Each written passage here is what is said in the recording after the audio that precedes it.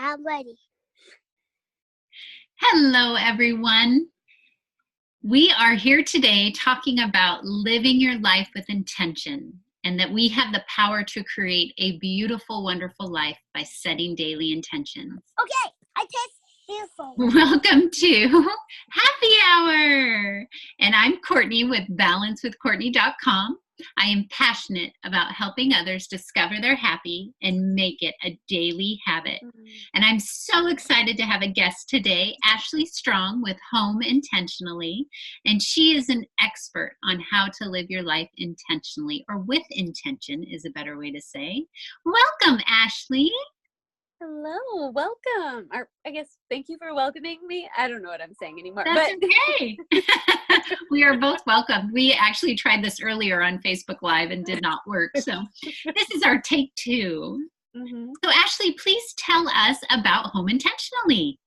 Yes. So my name is Ashley Strong. I'm the founder of Home Intentionally, where we help families create space in their homes, minds, and schedules. So it's really all about intentional living, finding that balance. Those are the three buckets I focus on because they're just huge buckets. They affect everything. So those are the three spaces that we work on, just really creating an intentional life. Wonderful. And one of my happy habits is living life with intention. And so I thought it would be perfect to bring Ashley on today and give her favorite intentional tips. So I'm going to let her take this and then I will fill in where she left off. Awesome. All right. So I have 5 of my kind of favorite intentional living tips. I have a friend today. Wonderful. Well, introduce your friend. This is Miss Bella. She is my daughter. Hello, Bella. Couldn't make it easy. She is on the computer and it's all on there. Yes. You can do your work on the computer, and I'm going to talk to my friends for a second, okay? Okay, I'm going to say one flash. Okay, you do that. All right, so I've got five of my kind of favorite tips for really living a life with intention. And they all take practice. Of course, they are habits that we have to build into our lives, but they are game changers. There are 5 things that I have had to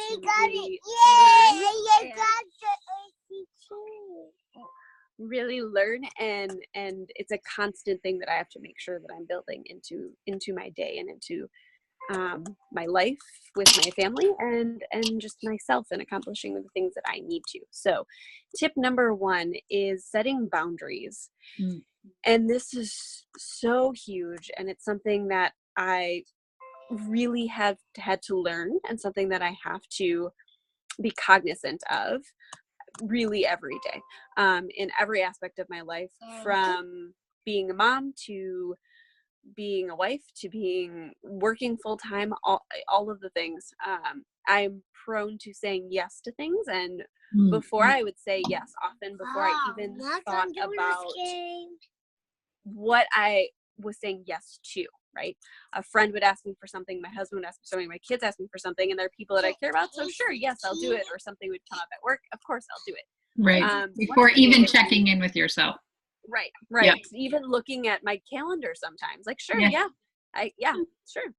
I might have 6 things booked at that time, but Right. You need me, I'll be there. Right. I will be there. And in those type of habits, we run ourselves into the ground. It's not possible to say yes to all things. And really, every time you say yes to something, you say no to something else. Or even if you continue saying yes, you can't do all things well. We can't be in all places at one time. We can't give 110% to all things. So one of my biggest tips is actually taking some time to write out your values, your family values, your personal values, the goals that you want to accomplish, and use those as your markers of determining where you're going to set those boundaries. So, for example, in our house, I'm a full-time working mom, so bedtime and dinner time are important in our house. That's the time that we get to spend as a family. So that time is blocked off in my calendar. And if someone asks me to do something during that time, it takes a little bit more consideration. There's a little bit more pause because my values are there. Right. You know, another thing is I don't like being away from my kids at this point for more than, 24 hours or somewhere around there. More than one night, essentially. So I'm really considerate about what people are asking from me and what that will do. So whether it's a work trip that might take a couple days, does it fall into my values? Does it help me get closer to my goals, either as an individual or as my family? Another way to ask it is, does it serve me or does it serve my family? Is it helping us? Right. Or asking yourself, okay, if I say yes to this, what am I saying no to? So it's asking yourself those questions. It's really being careful and pausing. You don't have to say yes right away. Most people are going to understand if you say, I have to check my calendar, let me take a look at things, and just really think about how it fits into your day, how it fits into your life before you say yes. Right. Is it okay to say one thing about that I think is so important? I think so often that we just say yes, and when we commit to it, we don't give them our best self, right? Yep. We're like half-assing it, and no one wants that. And how respectful to someone else to say, you know what, let me think on this. Let me make sure this is something I really want to do. That's huge. Yeah. And I think, if you have to say no to something, which you will, right? It's okay to say no. And doing it from a place of love, doing it from a place of respect, and just saying, I've really given this some thought, but I can't make it to this. This is it. Or maybe you've said yes to something and, maybe it's a dinner with a friend or something like that. And that day you're just not feeling well, or something else comes up. You have to be honest with the people around you and set those boundaries and take care of you and your family first, or fall back on those values. Is it, is today more important for me to be home with my kids? Maybe. Right. Is today more important for me to take a me day? What does that look like? So really, I like to use my values, my goals as kind of my foundation. Yes. A good check-in with myself. And I recommend writing it down and having it listed, so then it's something you can quickly refer to. Because we can talk ourselves in or out of anything. You bet. My next tip is time blocking. So this goes a lot into kind of knowing your values, knowing what you want out of your day, out of your life, long-term goals, short-term goals, right? So what I found when I first really took a look at how I was spending my time is I would actually leave my weekends completely wide open, like nothing scheduled or anything like that, which most people would say that's a good thing, right? You shouldn't overschedule your weekends. It's supposed to be a time of relaxing, a time of rest. But I recommend blocking that time out. So whether it's your self-care time in the morning, whether it's just family time in the afternoon, whether it's dinner time like I talked about, or whatever it is, you don't have to necessarily schedule minute by minute or say, have even something specifically planned for that time, but to have something blocked on your schedule, then you're less likely, right, to fill it with something that doesn't serve you. Right. I'm much more likely to say yes to something if my schedule is wide open and I can't find a reason to say no to it, and easily fill up my weekends, or easily kind of forget those boundaries that I set for myself and let others into that space without giving myself what I need, or what's important to me or my family. So time blocking has been huge for us, and huge for me. Like even, for instance, in the morning, 5 to 6, that's my time in the morning. And it can be challenging when you have a family. And some people sometimes like to wake up early and join you. But just having that doesn't mean you could be up. Right. And so it's having that discussion with them though, and letting them know, like, this is my time. Mommy's going to do yoga. Mommy's going to meditate. Mommy's going to drink this hot cup of coffee. You are welcome to join me, or you can, color over here. You can watch this episode of whatever it is. You can have breakfast. And I say that because so often I think we get in the thing of, this was my time, but now somebody's awake, or now this came up. And so it puts us in this space of stress and anxiety, and even maybe some agitation, maybe some frustration, right? Definitely. And we have control over that. I love how you just put that. Because usually if someone would wake up, you'd like, oh, everything's shot. I got to do what they're doing. Yep. But instead you're still saying, no, this is what I'm doing. You're welcome to be up and join me, but this is what I'm doing. Right. Yeah. I mean, and honestly, like, what I've found is, even let's say you have those days where you oversleep or you hit the snooze a couple times. And so you are running behind, right? Yeah. And so a lot of people, and for me for a long time, I would just skip it. Like, I'm running behind. I don't have time for it. But when I'm saying that, I'm saying I don't have time for myself. And so taking that, maybe you don't have the full hour that day, but you take 20 minutes. Yeah. What of my morning routine do I need? Right now, I need 20 minutes to meditate. And I show up better. In all honesty, we leave the house at the same time because, I've taken that time to care for myself versus running around like a crazy person, agitated because I'm late and all, I'm late. Then I'm late for school. Lashing out at the people that I love. So then they're taking their time, and everybody has a bad day. It's all because you didn't take care of you. Yeah. So we have control over so much that we forget that we do. We have control over our schedule and what we allow in. We have control over the emotions that we're sending out. Maybe not that initial reaction, but we always have time to say, okay, hold on, this doesn't feel right. What do I need to do right now? And so doing that check-in, which is something that I learned from you, and it's something that's a part of my every day, multiple times a day. And really what that check-in is just slowing down. Yep. It's like giving yourself just a pause. Yeah. Beautiful. Yeah. So it's those things. In terms of our homes, it's so important because our physical environment affects so much. It affects our mental health. It can affect our physical health.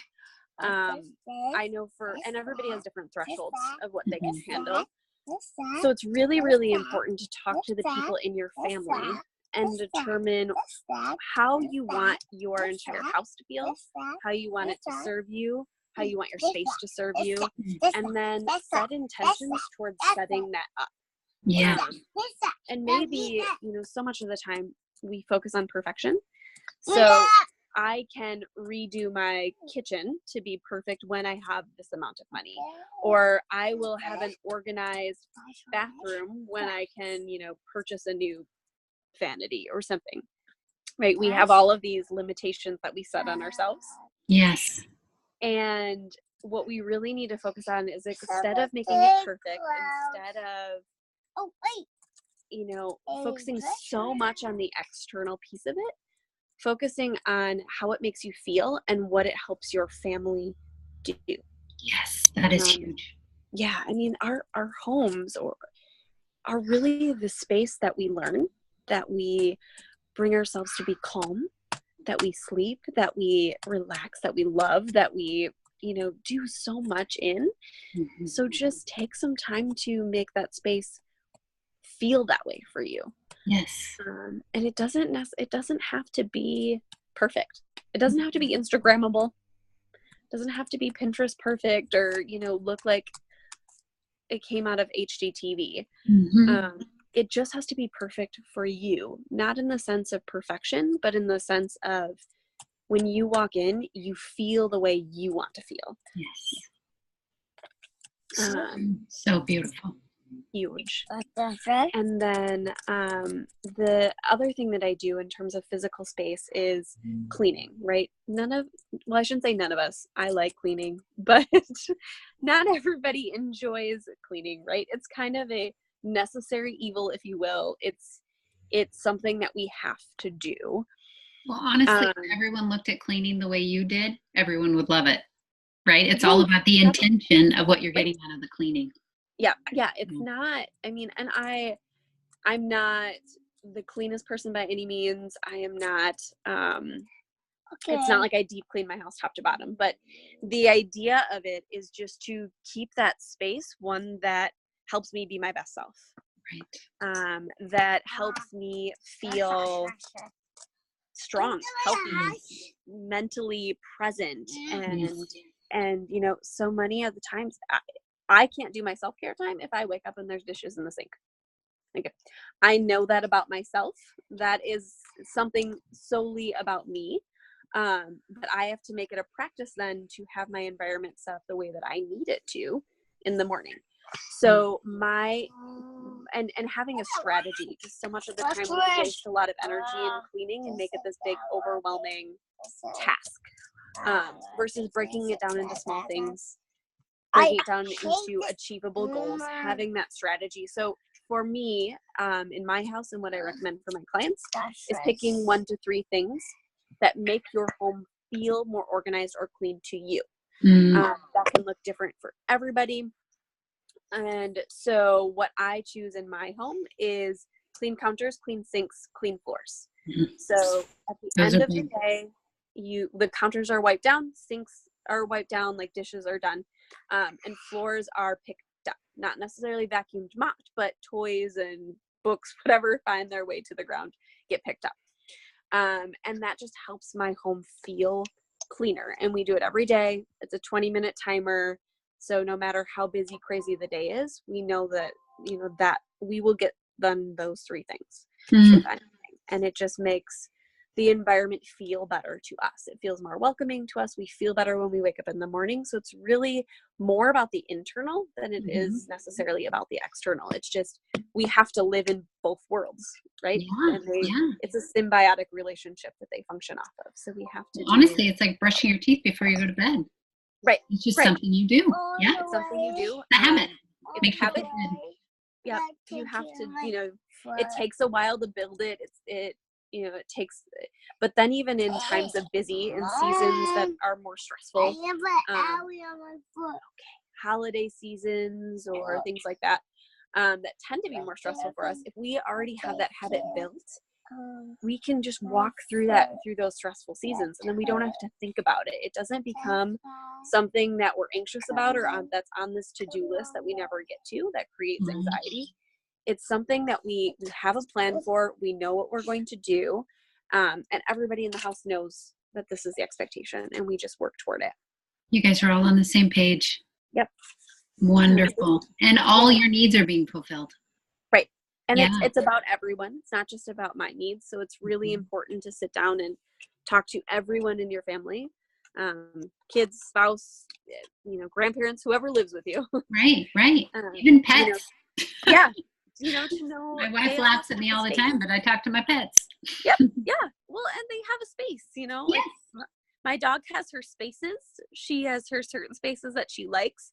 And, you know, frankly, if there's laundry or something on the sofa where she likes to sit, she won't sit there. Yeah. You know, it affects her. And it's her house too. So it's really, you know, respecting everyone there and their needs. You know, that how they want to feel in the space. And I even consider like guests too. I want people, even if they've never walked into my house before, to feel comfortable. You know, if you're cold, I want you to know that there's blankets right here and you can grab them.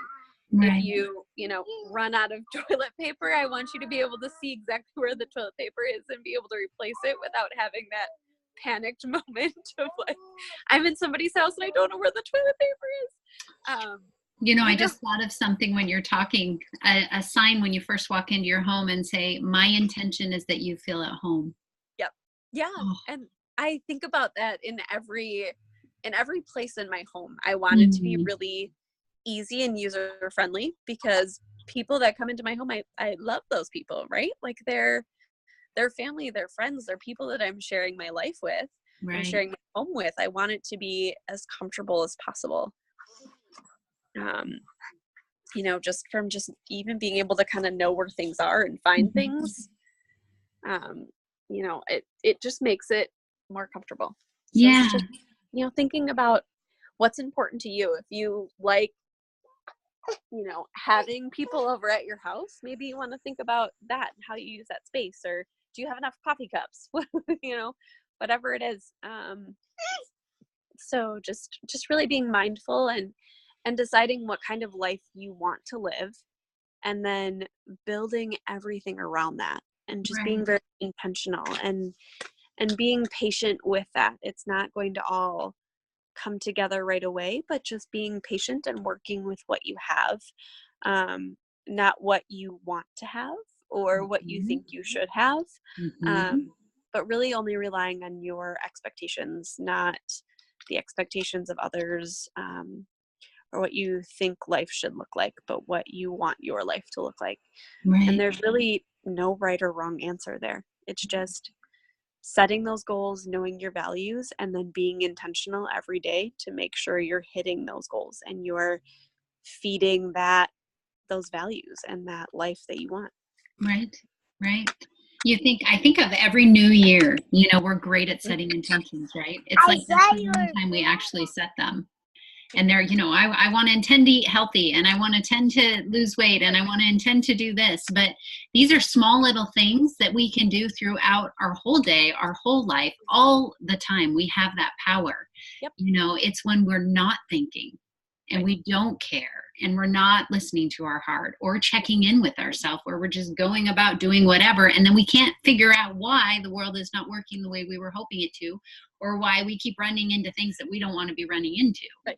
Right. It's like hoping, you know, that you get a better job because you hate yours, but after work, instead of putting in, you know, you're submitting your resume places, you're binge watching Netflix. Like, not wrong, but things aren't going to change unless we make the necessary moves to change them. It's just being intentional. And we all have anything from big frustrations, like work isn't right, or you know, you have struggles with money or whatever it is, but we also have those little things like I never can find a phone charger where I want it to be.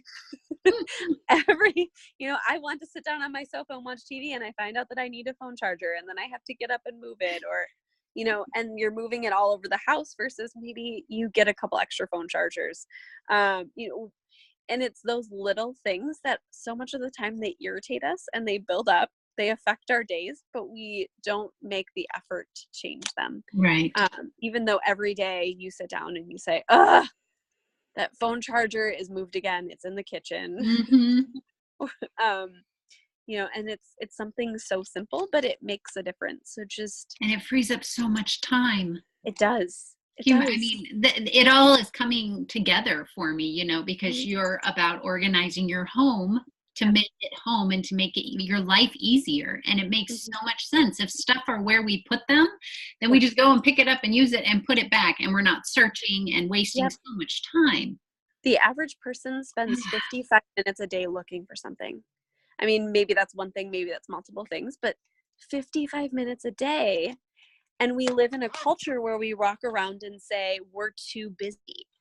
And I hear people all the time, I'm too busy to do self-care. I'm too busy to exercise. I'm too busy to eat well. I'm too busy to meal plan. I'm too busy to start a business, whatever it is.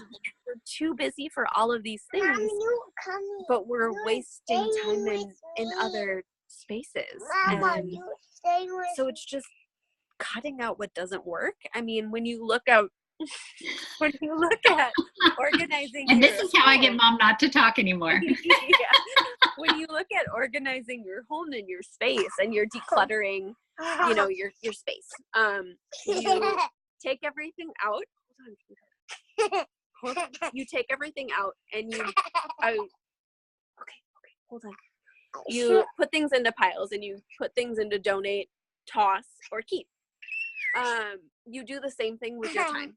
Right. So you can do the same thing with your schedule of things that you could delegate, things you want to keep on your schedule that serve you, and things that don't, and then get rid of it. Exactly. Same thing with your mind, your mindset. You have control over what's in there. Yes. So thoughts you want to keep, thoughts that serve you, emotions, feelings that serve you, keep those. Yes. Things that don't, get rid of them. Exactly. It doesn't happen overnight, absolutely not, and it's tough. Like, the things we're talking about are hard, even though they seem like they should be easy, right. but they're not. Yeah. And it's those habits. It's just doing a little bit at a time. It's, for me, focusing on my physical environment made the most sense, to create that space and time. For others, I found that they need to work through the scheduling piece first and create that time that they feel that they need to organize their space. And so it kind of goes both ways, just depending on the person. And then that mindset piece is there in everything we do. Right. Our attachment to things, to saying yes to everything. It's all of those things. So true. Oh, honey, this was wonderful. Thank you so much. Well, thank you. So many tips. Putting up with the technical difficulties and my partner in crime over here. Oh, I love it. It's life, right? Yes. I mean, we're really trying to inspire others to live a better life in real life, right? Yes. So this is absolutely beautiful. Beautiful. I have my puppy now too. So.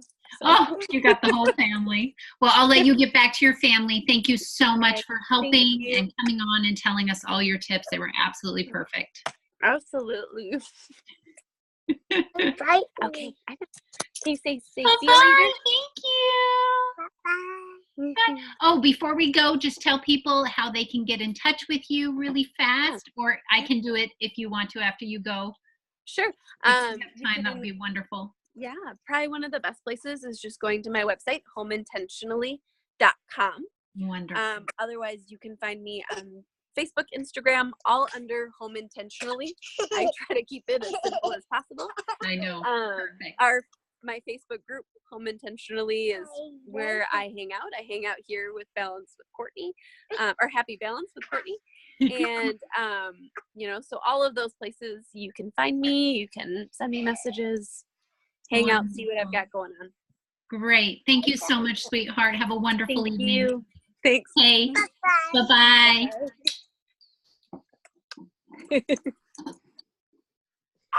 I'm going to keep recording, so go ahead and just hit the end. I'm keeping quiet. Bye.